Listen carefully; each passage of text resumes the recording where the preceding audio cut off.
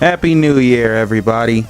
Welcome to the first episode of my new series, Goated vs. Garbage, where today we will discuss a variety of different vehicles and go in depth with them and why they are either goated or garbage. Quick note, just because something is overrated doesn't exactly make it bad.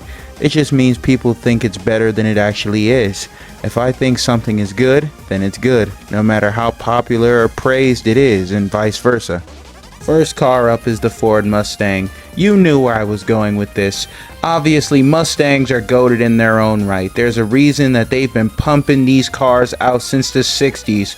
For sports cars, they're cheap and they have so much potential and aftermarket support. You can do basically anything you want with them. So much versatility for such little price.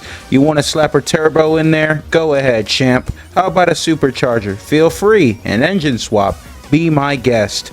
Not to mention, you can get them in a 10-speed automatic or a 6-speed manual, and they sound absolutely gorgeous, especially when you put an exhaust system in them. I made a video where I claim that I'm explaining if Ford is over or underrated, but I really just spent those 5 minutes of that video glazing the Mustangs, and I'll be doing a little bit of that in this episode as well. So many different possibilities with a Mustang, and since they're around 30 to 40k, it's no wonder you see these cars everywhere. It's like that one restaurant that no matter what day you go, the line is long as hell and the place is packed every day, and it's simply for the fact that the food is so damn good that everyone wants to try it out at least once. That's how I describe a Mustang in the simplest and most perfect way possible. A car you'll see a lot less of, but it's still as goated as a Mustang, is a Corvette. Chevrolet really cooked when they were making these, as well as Camaros. It's impossible to make a Corvette sound bad, unless you have a special talent in making good cars sound terrible. I'm talking to you, VQ owners. Bladed Angel, who is an amazing YouTuber that you guys should absolutely check out, had a really cool Corvette where he put an Itasha wrap on it and drove around with other Itasha wrap cars at a car meet / cruise. From the C4 Corvettes from the 90s to the current C8s that look like modern supercars, there's a Corvette out there for everybody. Just as versatile as a Mustang, as well as just as attainable. Well, at least older ones are. Even Corvettes from the 90s and 2000s look beautiful, and they sound just as beautiful and perform just as well as the more modern Corvettes. If you want pure American muscle and you honestly have the funds to get it, you really can't go wrong with a Corvette. Looks, sounds, performance, aftermarket, Corvettes check every box. Well, unless you're over 6 foot, then you might have a few issues. Speaking of Camaros, these are like the less talked about cousins of the Corvette, in which they have just as much performance, just more seats and less vision. I've never owned one, but people say that they can't see shit in these things, which I think is a safety concern, because if you can't see through your windshield, then you're a safety risk to other drivers. Camaros come in all shapes and sizes, and frankly I don't know them all. All I know are the SS and the ZL1. Yes, I am a casual. I'm not the automotive encyclopedia that these other YouTubers are. I'm just an idiot who likes cars. What I do know is that Camaros are fast, they're loud, and Bumblebee from Transformers is a Camaro, so there's some extra bonus points right there.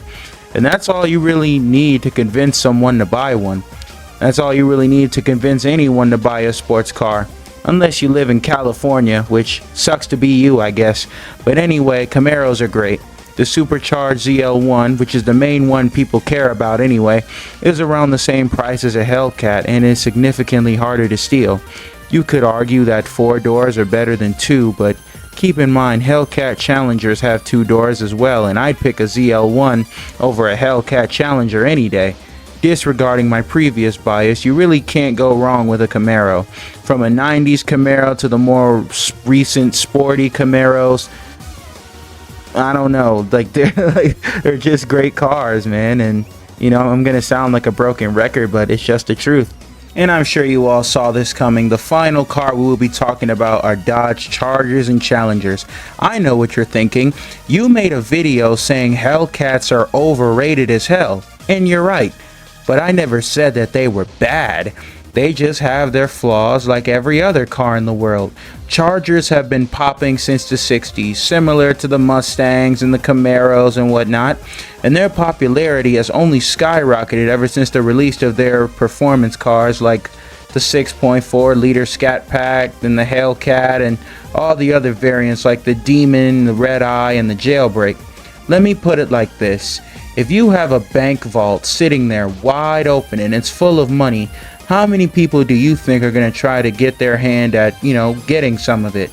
I know it's a terrible analogy, but the point is the Hellcat is a vault of performance and power that everyone wants a piece of. But not all attention is good attention. These cars are notorious for being easy to steal despite being so expensive, and people have resorted to drastic measures to keep their cars from being stolen. But that's simply the price you have to pay for these cars. You pay an arm and a leg for the car itself, plus a foot and a few fingers to keep the car. Kill switches, garages, steering wheel locks, and neutral covers. You have to use any and everything to keep these four-wheel pain in the asses. But you love them, and that's why you spent $80,000 to get one. But that's it for me, guys. Happy New Year.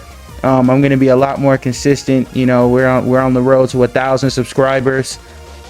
Stay tuned for the next video, and peace out.